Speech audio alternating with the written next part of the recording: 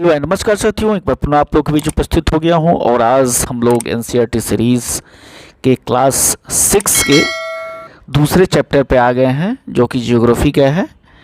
और पिछली वीडियो में हम लोगों ने बात किया था कि हम लोग एक सीरीज चला रहे हैं जो कि छठा से लेकर 8वां तक के पहले चरण में हम लोग चला रहे हैं हिस्ट्री और ज्योग्राफी के लिए।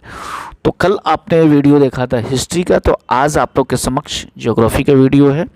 और आपको मैं बता दूं कि आप किसी भी चीज़ की तैयारी कर रहे हो, या है बीपीएससी की तैयारी कर रहे हो, बिहार एसआई की तैयारी कर रहे हो, बीएसएससी इंटरमीडिएट लेवल की तैयारी कर रहे हो, या कोई अन्य स्नातक स्तरीय परीक्षा की तैयारी कर रहे हो, आपको एनसीईआरटी के बिना काम नहीं चलने वाला है। इतना आपको ये समझ लेना होगा कि बदलते हुए प्रश्नों के पैटर्न को देखते हुए आप एनसीईआरटी को छोड़कर नहीं जा सकते हैं। एनसीईआरटी का दूसरा कोई विकल्प नहीं है, आपको एनसीईआरटी पढ़ना ही पढ़ना है। और हमारा चैनल जो है, हम लोग एनसीईआरटी को छठा से लेकर के 8वें क्लास तक के दोनों ही जो मुख्य विषय हैं हिस्ट्री और ज्योग्राफी, इस पे हम लोग फोकस कर रहे हैं। इसके बाद फिर हम लोग दूसरे चरण में 9th और 10th को लेकर के चलेंगे, जहाँ पे हिस्ट्री, ज्योग्राफी, पॉलिटिकल साइंस के साथ साथ साइंस पर भी हम लोग विशेष रूप से चर्चा करेंगे। तो जो भी मित्र चैनल पर नए हैं, कृपया करके चैनल को सब्सक्राइब कर लें, लाइक करें, शेयर करें और अपना कमेंट्स जरूर करें। तो आज हम लोग दूसरे चैप्टर पर बात करेंगे जिसका नाम है अक्षांश और देशांतर रेखाएं। तो पिछली अध्याय में हम लोगों ने पढ़ा था कि हमारी पृथ्वी गोलाकार नहीं है, बल्कि उत्तर और दक्षिण ध्रुवों पर थोड़ी चिपटी है और मध्य में थोड़ी उभरी हुई है। ठीक है, और यही पृथ्वी का जो विशेष जो स्वरूप है, इसे अन्य ग्रहों से अलग बनाती है। यही कारण है कि पृथ्वी अन्य ग्रहों से अलग है। यहाँ पे वायुमंडल है, यहाँ पे जलवायु है, यहाँ पे जीवन है। तो आइए देखते हैं पृथ्वी की जो झुकी हुई अवस्था है, जिसको हम लोग ग्लोब की सहायता से देख सकते हैं। पृथ्वी को तो हम लोग देख नहीं सकते हैं, लेकिन पृथ्वी का जो स्वरूप है, जो नमूना है, इस पे हम लोग देख सकते हैं कि पृथ्वी अपने अक्ष पर झुकी हुई है। तो झुकी हुई अवस्था जो होती है उसे क्या हम लोग कहते हैं? अक्ष कहते हैं। और ग्लोब पर वे दो बिंदु जिनसे होकर सुई गुजरती है, ये उसको हम लोग कहते हैं उत्तरी ध्रुव और दक्षिणी ध्रुव। ये अक्ष है, दोनों अक्ष है ये, और इससे जो ये सुई गुजर रही है, इसको हम लोग कहते हैं उत्तरी ध्रुव और दक्षिणी ध्रुव कहा जाता है। ग्लोब को इस सुई के चारों ओर पृथ्वी की भांति पश्चिम से पूरब की ओर घुमाया जा सकता है।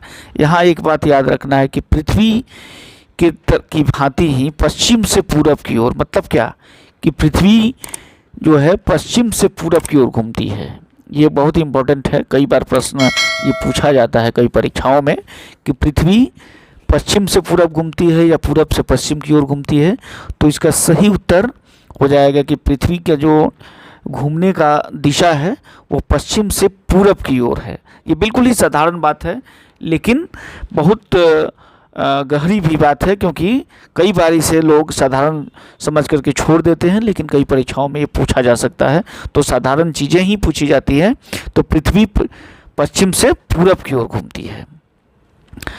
पृथ्वी पर वास्तव में ऐसी कोई सुई नहीं है, यह अपने अक्ष के चारों ओर घूमती है, जो कि एक काल्पनिक रेखा है। और एक अन्य जो काल्पनिक रेखा है, जो कि ग्लोब के दो बराबर भागों में बांटती है, उसे क्या कहा जाता है?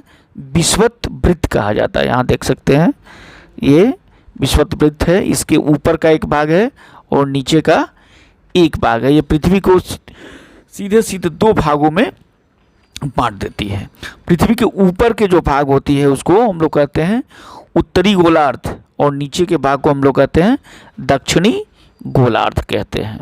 विषुवत वृत्त पर से ध्रुवों तक स्थित सभी समानांतर वृत्तों को ही अक्षांश रेखाएं कहते हैं। देखिए, ये विषुवत वृत्त है, और ये जितनी ही ये समानांतर वृत्त खींची गई हैं, रेखाएं खींची गई हैं, इन्हें ही अक्षांश रेखाएं कहा जाता है।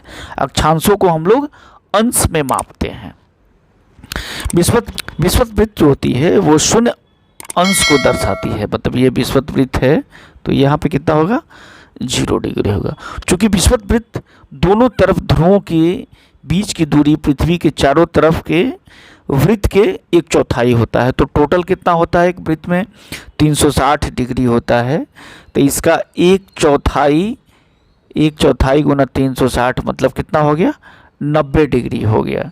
मतलब कि 90 डिग्री 90 अंश का हो गया। इस प्रकार 90 अंश उत्तरी अक्षांश उत्तर ध्रुव कहलाता है और 90 अंश दक्षिणी अक्षांश को दक्षिणी ध्रुव की ओर होता है।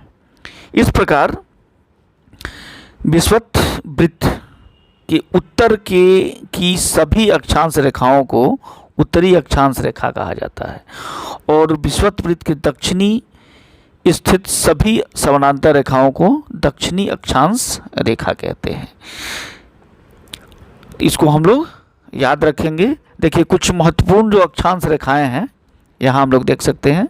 ये विषुवत वृत्त हुआ 0 डिग्री पर और इसके ठीक ऊपर देखिए 23.5 डिग्री पर है कर्क रेखा है और 66.5 डिग्री पर उत्तरी शीत कटिबंध है। उत्तर ध्रुव वृत्त का यहाँ से शुरुआत होती है, उत्तरी शीत कटिबंध है।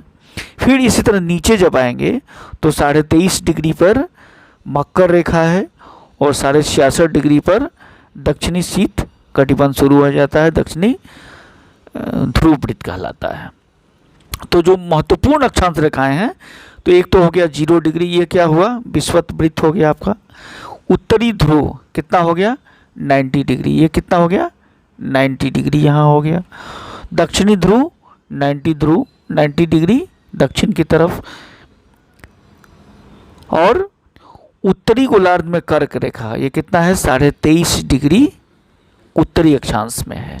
इसी तरह दक्षिणी गोलार्ध में जब आएंगे 23.5 डिग्री दक्षिण की तरफ तो वो कहलाता है मकर रेखा। विषुवत वृत्त के 66.5 डिग्री उत्तर में उत्तरी ध्रुव वृत्त कहलाता है और विषुवत रेखा के 66.5 डिग्री दक्षिण में दक्षिण ध्रुव वृत्त कहलाता है। तो ये बहुत इंपॉर्टेंट जानकारी है, इसे हम लोग नोट कर लेंगे, याद कर लेंगे। कर्क रेखा एवं मकर रेखा के बीच के सभी अक्षांशों पर सूर्य वर्ष भर एक बार दोपहर में सिर के ठीक ऊपर आ जाता है। इसलिए इस क्षेत्र में सबसे अधिक ऊष्मा प्राप्त होती है। इसलिए इसे क्या कहा जाता है?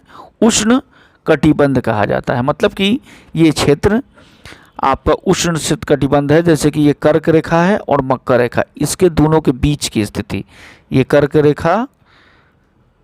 रेखा ये हो गया और ये मकर रेखा, ये जो क्षेत्र होता है इस पर सूर्य का ठीक सीधा इस पर प्रकाश आता है, ऊष्मा अधिक मात्रा में आता है, इसलिए इसको हम लोग कहते हैं उष्ण कटिबंध। तो इसको हम लोग याद रखेंगे। ठीक इसी प्रकार उत्तरी गोलार्ध में कर्क रेखा एवं उत्तरी ध्रुव वृत्त और दक्षिणी गोलार्ध में मकर रेखा एवं दक्षिणी ध्रुव के वृत्त पड़ने वाले तापमान मध्यम रहता है, इसलिए इन्हें शीत कटिबंध कहा जाता है। आगे बढ़ते हैं। ये तो हम लोगों ने देख लिया अक्षांश रेखाओं के बारे में। अब हम लोग देखते हैं देशांतर रेखा।